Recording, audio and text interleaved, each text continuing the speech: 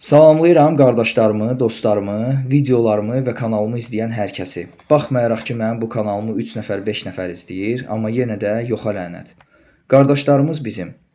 Bugünkü video icmalımızda Skillhunt brendindən olan və EDC üçün nəzərdə tutulan çox gözəl bir fanardır və mən çalışacağam bu video icmalda bu fanar haqqında öz bildiklərimi ətraflı şəkildə sizinlə paylaşım. Yəni bu fanarı almaq istəyənlər, bu fanarın performansını öyrənmək istəyənlər, bu fanarın nələrə qadir olduğunu bilmək istəyənlər bu video icmala baxmaqla artıq bütün suallara cavab tapmış olsunlar. Və bir əlavəni də qeyd edim ki, ola bilər bu videoda bu fanarın parametrlərinə və xarakteristikalarına aid olan nələrisə qeyd etmək mənim yadımdan çıxsın. Və bu da normal bir haldır. Çünki mən video icmalları çəkməyə başlayanda tam olaraq hazırlıqsız şəkildə başlayıram və həmin o yaddan çıxan xırdalıqları da videonun altında yazılı şəkildə xarakteristikalar və parametrləri qeyd eləyəcəm. Kimə maraqlıdırsa, buyurar onları da gözdən keçirər.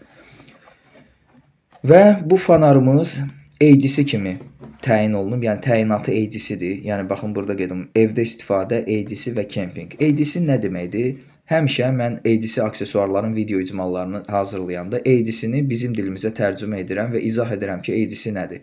Yəni everyday carry tam olaraq belə gedir, everyday carry ingilis dilində və Azərbaycan dilində tərcümə edəndə, yəni özünüzlə götürdüyünüz gündəlik istifadə etdiyiniz aksesuarlar. Yəni sizin çantanızda pul qabı var, telefon var, açarlar var, cibinizdə fanar var, hansısa qulaqcıqlar var. Yəni gündəlik sizdə olan, istifadə olan aksesuarlar. Bu ADC adlanır. Everyday carry qısaca olaraq ADC. Və bu fanarın da təyinatlarından biri olan ADC-dir. Mən də özümə hobbi kimi seçmişəm həm ADC-ni, həm də ehtiyat çantası yığdığıma görə bu fanarı, yəni bu iki belə deyə də təyinata görə istifadə eləmək üçün almışam. Deməli, ilk öncə bu fanarın bağlamasının üstündə biz baxaq, bizim gözümüzə sataşan nədir? Skillhunt brendinin logosu, Skillhunt yazı, 48 saat, maksimum 48 saat işləmə bacarığı, 600 lümen, maksimum 600 lümen işığının gücü, E2A, yəni brend olaraq Skillhunt'dır, model olaraq E2A, yəni element 2A. Bu da o deməkdir ki, 2A tipli batareyalarla, 2A tipli və 1.5 voltluq batareyalarla işləyən fanar. Və bu fanar hibrid olduğuna görə həm də 2A tipli batareyalar ölçüsündə olan akkumulyatorlarla da işləyir. Və bu göstəricilər akkumulyatorla olan göstəricilərdir. Yəni 48 saat bu ən zəif rejimində işləyir, özü də akkumulyatorla olanda, adi batareya ilə yox. Və burada cool white və neutral white, yəni natural white yox, neutral white. Neutral white, yəni ağda biraz sarılıq olan deməkdir. Yəni burada isə cool white-dır. Tam olaraq bu soyuq ağ işıqdır. Yəni bu tam olaraq ağ işıqdır. Bir var natural white, var daylight var. Onlarda yəni tam olaraq ağ deyil. Biraz sarımtıllıq var rəngində. Burada tam ağdır. Və arxa tərəfdə burada qeyd olunub xırdalıqlar hansı rejimlərdə, hansı batareyalarla, hansı akkumulyatorlarla nə işləyirsə, bunları mən burada xırdadır, mən bunları qeyd edəcəm videonun altında. Yəni burada batareya tipləri müxtəlifdir. Alkaline var, nikel metal hibrid var, xrom sink var və yaxud sink xromuna deyirlər buna əksinə. Belə gəlin biz açaq bu qablaşdırmanı. Görək biz nə dərəcədə sevinirik. Sevinməyə sevinirik, amma görək bu komplektasiya bizi nə dərəcədə sevindirəcək. Deməli, bu qabı qoyuruq kənara. Burada belə bir qablaşmadır. Deməli, burada klipsadır. Klipsa iki tərəfli klipsadır. Yəni, bu fanara bağlananda kəmərə keçirmək, çantalara keçirmək və əks klipsa var. Yəni, kepkaların kaketkasına keçirdilər bunu. Yəni, başda olan fanar kimi istifadə eləmək olur. Bu komplektasiyadan ilk çıxan xırda bir aksesuarı qoyuruq kənara və gəlir belə bir bağlama. Burada dokumentasiyadır.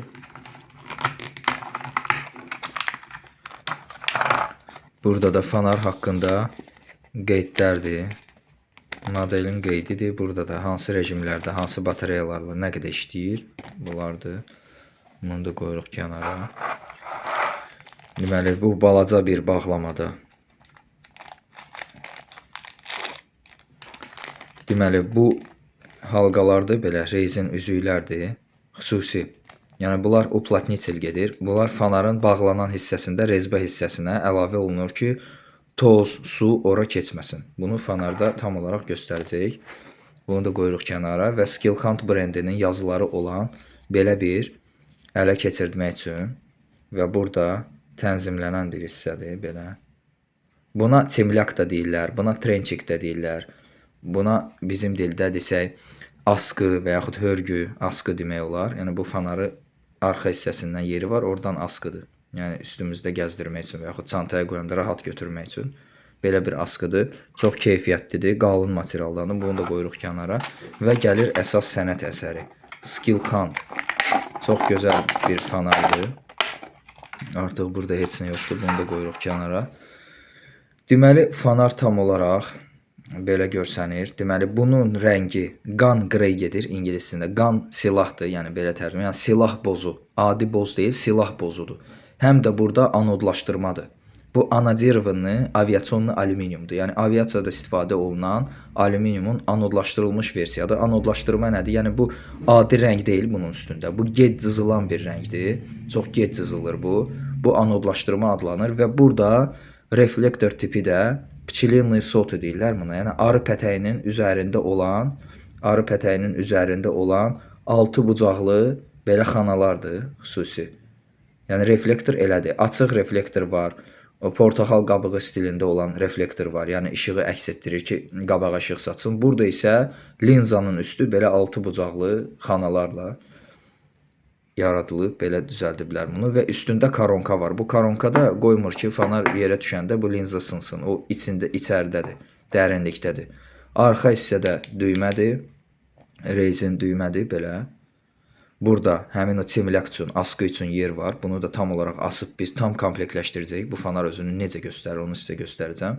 Deməli, bu hissədə Skillhand brendinin logosudur, yazıdır və E2A, 2A tipli batareya ilə işləmə qeyd olunub. Burada plusdur, yəni müsbət batareyanı bura əlavə eləyəndə müsbət hissəni yuxarı tutmaq üçündür və bu fanar bu hissədən açılmır.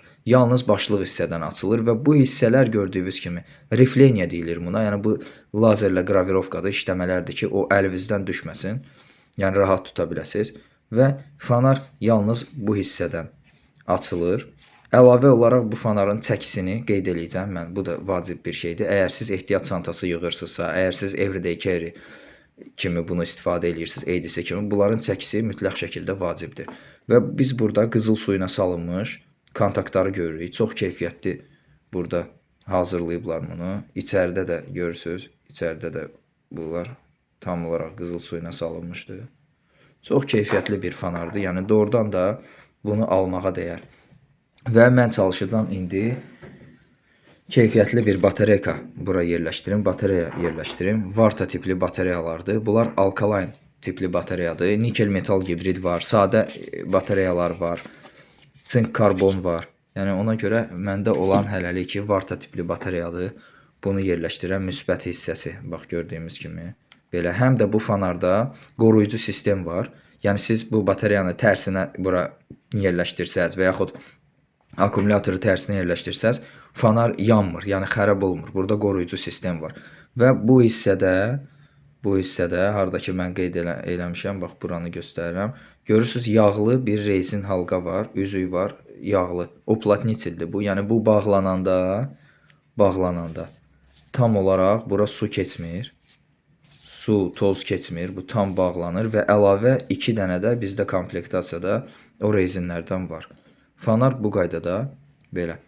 İndi mən çalışacağam bu fanarı birinci rejim, bu ən güclü rejimdir, yəqin ki, bu belə deyək də, akkumulyatorlarla maksimalkası 600 lümendir, adi belə batareyalarla maksimalka 200 lümendir.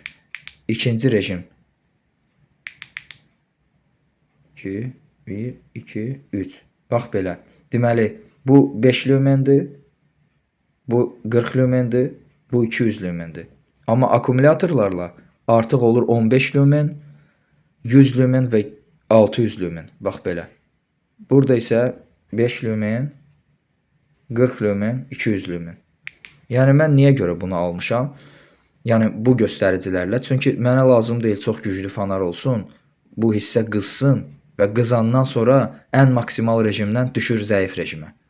Yəni bunun maksimal rejimdə 600 lümendə işləməyi fanarın bu başlıq hissəsini qızmağına gətirib çıxardır. Yəni bu da elə də bir yaxşı bir şey deyil. Yəni mən ona görə sadə fanarlar seçirəm, həm də gibrid fanarlar seçirəm.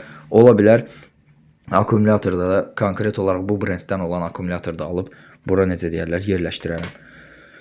Və gəlin biz komplektasiyamızı belə deyək də, bu komplektasiyada olan aksesuarları da əlavə edək ki, bizim bu gözəl fanarımızı daha da gözəlləşdirək və biz görürük bu brendin yazısı olan yeri biz qoyuruq kənarda və əks tərəfdən bunu həmin bu belə deyirik, bu hissəni əlavə edirik və biz əlavə edirik bunu, askını. Baxın belə tam olaraq keçirdik və bunu da bunun içindən.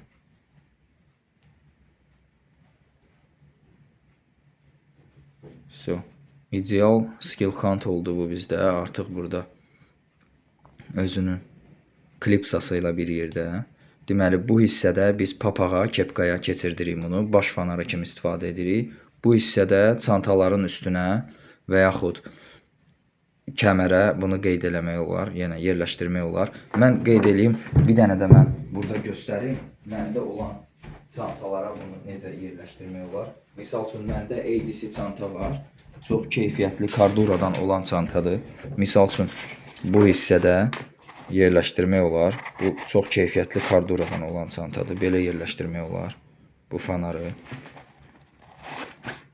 Və yaxud bu arxa hissədə molli sistemi var. Bura yerləşdirmək olar. Və yaxud burada məndə bütün aksesuarlardır. Bura yerləşdirmək olar. Yəni tam olaraq ideal bir nəticədir. Yəni ADC orqanayzerə yerləşdirmək, ehtiyat çantası üçün yığmaq bu komplektasiyanı. Hələ məndə bir dənə də Phoenix var. Yəni çox keyfiyyətli, çox gözəl, maraqlı bir nəticədir. Yəni bu çoxdandır mən istəyirdim bunu əldə etmək. Çox keyfiyyətli. İndi yəqin ki bunun ayrıcı olaraq testini də çəkəcəm.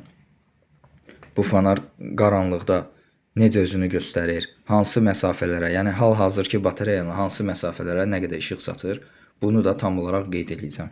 Videonu izlədiyinizə görə sizə təşəkkür edirəm. Hamıya maraqlı aksesuarlar, keyfiyyətli aksesuarlar almağı tövsiyə edirəm. Yəni heç vaxt keyfiyyətsiz almağa nəsə, yəni tələsməyin. Xüsusən də siz ehtiyat çantası yığırsınızsa, o sizə adi gündə yox, yəni hansısa bir çətinlik gündə lazım ola bilər. Yəni fanar su keçirməli deyil, fanar yerə düşəndə xərab olmalı deyil. Fanar minimum rejimlə maksimum vaxt işləməlidir. Bu da sizin təhlükəsizliyiniz üçün, sizin yəni hər hansı bir situasiyada, yəni vəziyyətdən çıxmağınıza kömək edə bilər. Təsəvvür edin, bu ən güclü rejimdir, bu orta rejimdir, bu zəif rejim. Yəni belə bir rejimdə 48 saat bu fanar sizi qaranlıqdan xilas edir. 48 saat. Və mən fikirləşirəm ki, görürsünüz, işıq əks etdirən belə işıq əks etdirən parakord var, paraşüt tipi. Bundan bir dənə də çimlak, askı bunun üçün toxuyun. O da çox maraqlı olar. Və bunun yaşıl rəngini də istəyirəm əldə edim. Onu vaxt göstərər, zaman göstərər. Salamlayıram hamını. Görüşərik.